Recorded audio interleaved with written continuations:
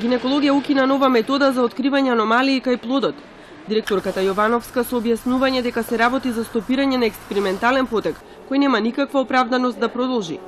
Тврди дека нема кој да ги чита резултатите и со подпис да гарантира за наодот, а уште пострашно е, вели, тоа што пациентките не знаеле за тестот.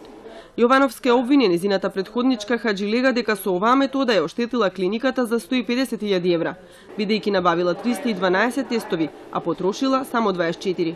Остатокот може да ги покрие потребите за наредните 15 години, но рокот им истекува во март, тврди Јовановска. За ова ќе бара дури и кривична одговорност за екс-директорката. Имаме точно одредено индикационно подрачје на кое што би вршеле такво тестирање. Секако многу е битно да бидат запознаени за какво тестирање се работи, дали тие дозволуваат, нема поминато медико-етичка комисија, така да во секој случај станува збор за нешто кое што е многу сомнително и можеби криминогено и заради тоа е пријавено во јавното обвинителство. Хаджилега демантира, вели се е во рамки на законот.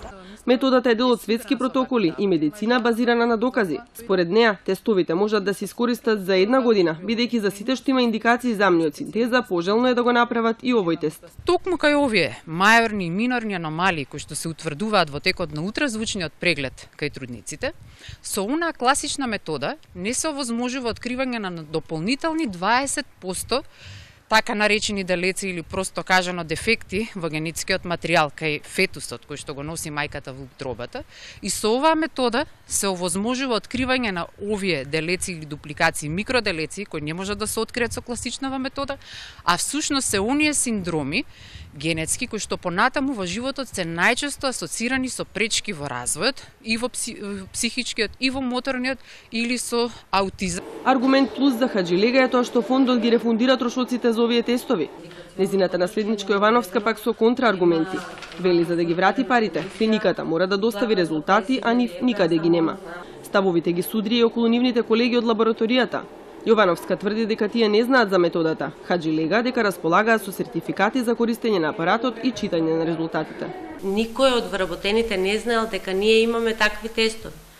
Тие се тестови и апаратот е само за истражувачки цели. И тестовите и апаратот се за истражувачки цели, значи тие немаат диагностичка вредност. Нашиве кадри се обучени плюс поминаа дополнителна обука од страна на добавувачот и дел од цитогенетската и дел од лабораторијата за молекуларна диагностика и на крај всушност се доби со сертификати за тоа дека и навистина има пофалби од страна на обучувачите кои што беа од Америка и од Австрија. Директорката Јовановска потенцираше и дека преговара со фирмата добавувач да ги повлече тестовите и за истиот износ да им обезбеди прочистувачи на воздухот.